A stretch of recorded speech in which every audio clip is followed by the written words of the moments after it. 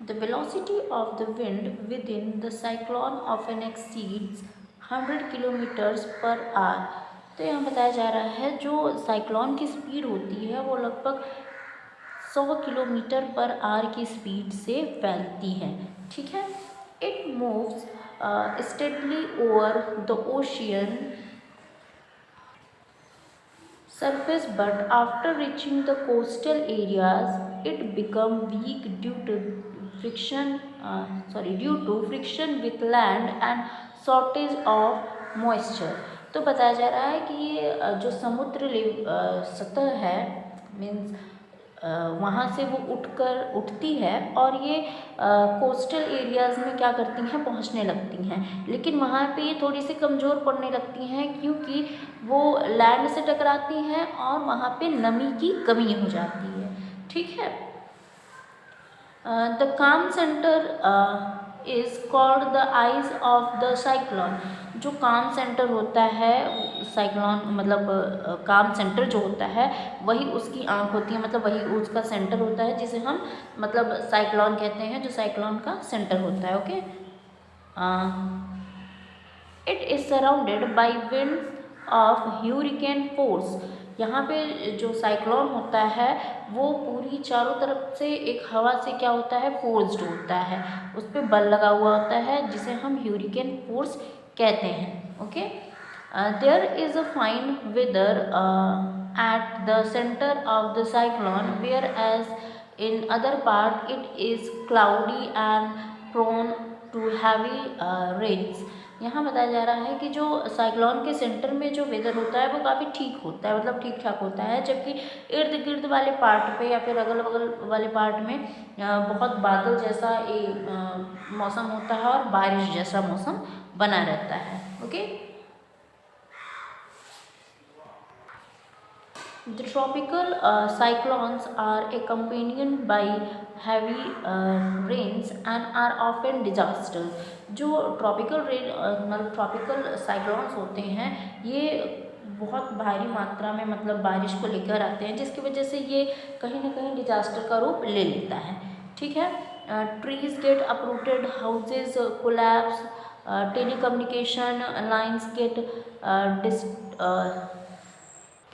disrupted, leading thickly forested. They act as natural wind breaks and reduce the destructive impact of the cyclonic storms।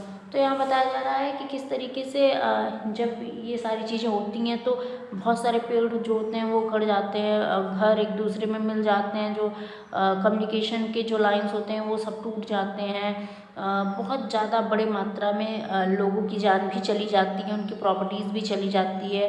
और बात की जाए अगर तटीय क्षेत्र पे तो वहाँ पे भी जो फॉरेस्ट वगैरह हैं वो भी तहस नहस हो जाते हैं।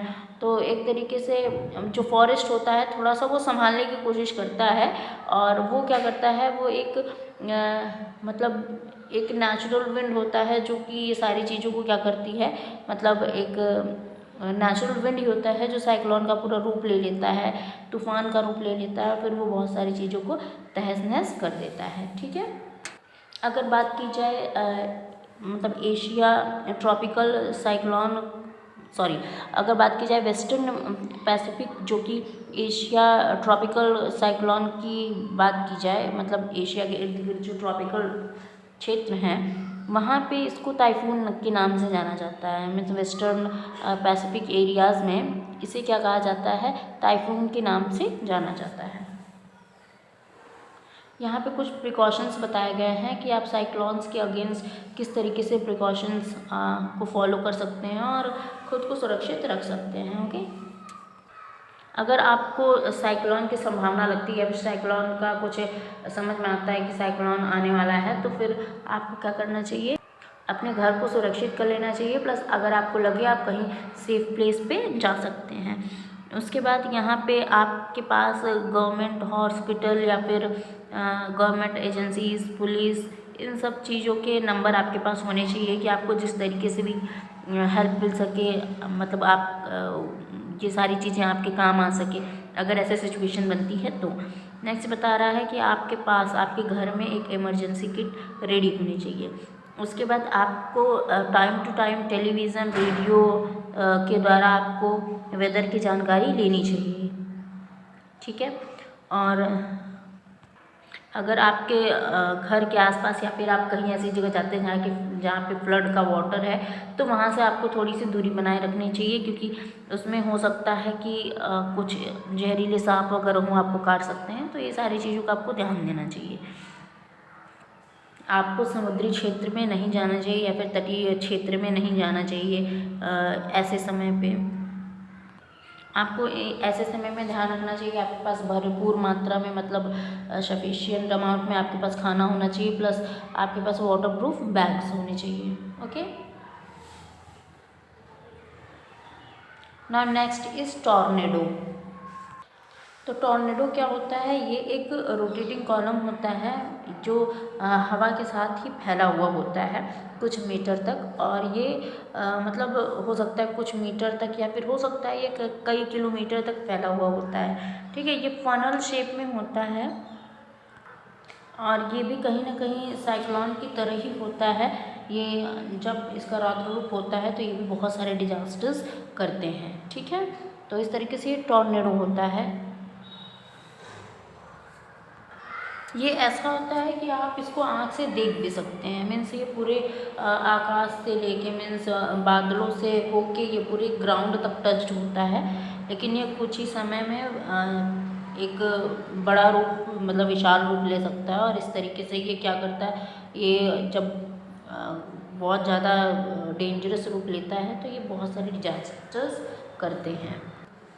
जब ये विशाल रूप लेता है तो ये एकदम एक वैक्यूम क्लीनर की तरह समझ में आता है। मीन्स जैसे वैक्यूम क्लीनर जो होता है वो सारे डस्ट को अपने अंदर ले लेता है, उसी तरीके से ये भी एक रूप ले लेता है जिसमें ये बहुत सारे dust, soil, tree, animals, peoples, car, यहाँ तक कि बिल्डिंग्स को भी ये अपने अंदर खींच लेता है, ठीक है। तो इस तरीके से ये क्या होता है कि ये कुछ समय का जो टॉर्नेडो का रूप होता है कुछ समय में बहुत ज़्यादा चीज़ों को तहस नहस कर देता है, ठीक है।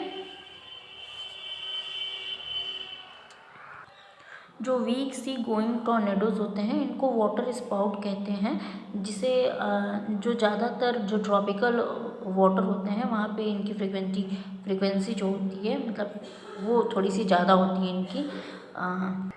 ये सबसे ज़्यादा जो लैटीट्यूड वाले, मतलब लैटीट्यूड की जो टेम्परेचर होते हैं वहाँ पे ये सबसे ज़्यादा होते हैं, ठीक है। मतलब वहाँ पे इनके चांसेस ज़्यादा ही होते हैं। आगे बात करते हैं रेन की। जैसा कि आपको पता है कि जो पानी है वो हमारे अर्थ पे बहुत सारे रूप में प्रेजेंट है, जैसे कि मतलब अलग अलग चीज़ों में, अलग अलग क्षेत्रों में प्रेजेंट है। जैसे सी में वाटर है, रिवर, पॉन्ड, लेक और भी बहुत सारी जगह है जहाँ पे पानी मौजूद रहता है। ये जितने भी सोर्सेज ऑफ वाटर हैं ये सब क्या होते हैं, इवोपोरेशन के माध्यम से वेपर में चेंज हो जाते हैं जब सनलाइट यहाँ तक पहुँचती है। मतलब कि सनलाइट हवाओं से होकर जब यहाँ तक पहुँचती हैं तो जो पानी होता है वो भाप का रूप ले लेता है, ठीक है। The water vapour when release high up in the air cools down and form cloud. जब पानी जो होता है वो वेपर का रूप ले लेता है तब वो कहाँ पहुँचता है, वो ठंडा हो जाता है और फिर उसके बाद वो ऊपर चला जाता है। ऊपर मतलब कि ऊपर की तरफ उठने लगता है और उठ के वहाँ जाके बादल का रूप ले लेता है, ठीक है। ये बादल का रूप ले लेता है। Okay, this cooling down of water vapour to form cloud is called condensation. ये जो पानी जब मतलब भाप जो होता है जब ठंडा हो जाता है तो जो ठंडा हो जाने के बाद जो बादल बना देता है इसे हम कंडेंसेशन कहते हैं। On cooling the water vapour change into water droplet. जब ये और ठंडे हो जाते हैं तो ये जो पानी के कण होते हैं वो छोटे छोटे ड्रॉपलेट्स बन जाते हैं। They group together and form clouds. ये सब साथ में आपस में मिलते हैं और बादल बना देते हैं। When the droplets become very heavy, they fall down as rain. जब पानी की जो बूंदें होती हैं वो बहुत भारी हो जाती हैं तब वो नीचे गिर जाती हैं और वो गिरने मतलब जब वो गिरती हैं तो वो उसको बारिश कहते हैं। This process is going on continuously in nature and is called the water cycle. ये जो प्रक्रिया है ये नेचर में हर समय चलती रहती है और इसी को हम वाटर साइकिल कहते हैं। Due to the water cycle the amount of water on the earth remains the same. इस वाटर साइकिल के कारण ही हमारे अर्थ पे जो पानी की मात्रा है वो वही मतलब बराबर है। अब हम बात करते हैं फ्लड की। Flood occur when water overflow beyond it's normal courses. यहाँ बता रहा है कि जो फ्लड है वो तब हम उसे फ्लड कहेंगे मतलब फ्लड तब बन जाता है जब पानी का जो लेवल होता है वो नॉर्मल से ऊपर की ओर हो जाता है। मीन्स नॉर्मल से वो अब नॉर्मल हो जाता है तब उसे हम फ्लड कहते हैं। Okay, the most common type of flood caused when the river overflow it's banks and water spread in the surrounding lands। ये सबसे कॉमन तरीके का जो फ्लड है वो हम देख सकते हैं कि जब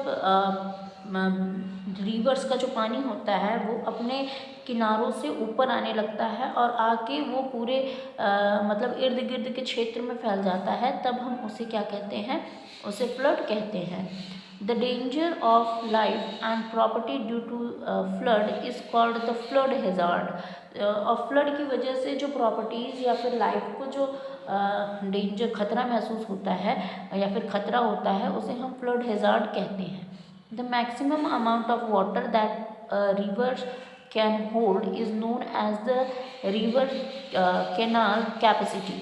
अब यहाँ बताया जा रहा है जो अमाउंट एक रिवर मतलब रख सकती है, एक अमाउंट में रिवर में पानी होता है ना, मतलब वो अपने जो बैंक है मतलब जो उनके किनारे हैं उससे पानी बाहर ना निकले तो वो क्या होता है, वो कैनाल कैपेसिटी कहलाता है।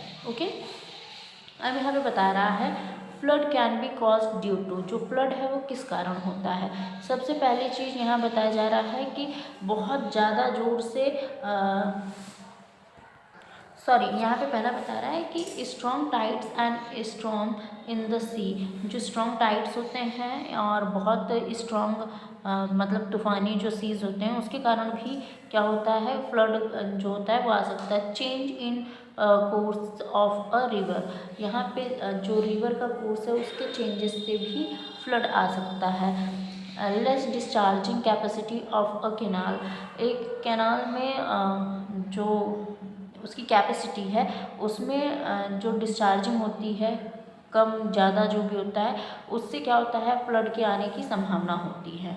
Wrong design of a canal, a dam और एन एम्बैंकमेंट। तो यहाँ बता रहा है कि गलत तरीके से जो कैनाल्स बनाए जाते हैं, डैम बनाए जाते हैं तो उनकी वजह से भी क्या होता है, ये फ्लड आने के चांसेस बढ़ जाते हैं। Cyclone and tsunami over the water bodies पे साइक्लोन और सुनामी का जो अटैक होता है उसकी वजह से भी जो फ्लड है वो आने के पूरे चांसेस हो जाते हैं। Blocking of river canals by landslide की वजह से भी अगर रिवर कैनाल्स के रास्ते में ब्लॉकिंग हो गई तो भी क्या होता है, फ्लड आते हैं, या फिर डिफॉरेस्टेशन के कारण भी फ्लड आते हैं। ओके, प्रिकॉशंस अगेंस्ट फ्लड के अगर फ्लड आता है तो आपको क्या प्रिकॉशंस रखनी चाहिए। ओके, तो यहाँ पे बताया जा रहा है कि पहला हमेशा ध्यान रखिए कि अगर फ्लड है या फिर फ्लड आ रहा है या फिर कहीं आपके नज़दीक आ चुका है तो आपको अपने आसपास ध्यान रखना चाहिए कि जो सेफ़ राउट हो या फिर सबसे सेफ़ प्लेस हो जहाँ पे आप सुरक्षित रह सकें वहाँ पे चले जाना चाहिए। उसके बाद यहाँ पे बताया जा रहा है कि अगर आप पानी पीते हैं, पानी का इस्तेमाल करते हैं तो आपको या तो फ्रेश वाटर यूज़ करना चाहिए या फिर आपको अगर वही पानी मतलब फ्लड आ चुका है तो आपको पानी को उबाल के ही उसका इस्तेमाल करना चाहिए। और सबसे बड़ी चीज़ आपके हाथ में एक फर्स्ट एड किट होनी चाहिए। ठीक है, आपको समय समय पे जो भी रेडियो टेलीविज़न के थ्रू आपको बताया जाएगा उन सब चीज़ों को आपको फॉलो करना चाहिए, उनके एडवाइस को फॉलो करने चाहिए। और अगर आपके इर्द गिर्द फ्लड आ चुका है तो आपको अपने साथ में कुछ फ्रेश वाटर रख लेना चाहिए, ड्राई फ्रूट्स ड्राई फूड रख लेना चाहिए, मतलब सूखे हुए अनाज जो आपके पास हो सकें वो रखने चाहिए, सॉल्ट, शुगर, केरोसिन और भी चीज़ें आपको रख लेनी चाहिए। उसके साथ आपको कुछ मेडिसिन्स भी रख लेनी चाहिए, जैसे कि आपको अगर स्नेक बाइट हो गया, डायरिया हो गया, तो उसके लिए भी एक नॉर्मल सा आपको कुछ मेडिसिन रखना चाहिए।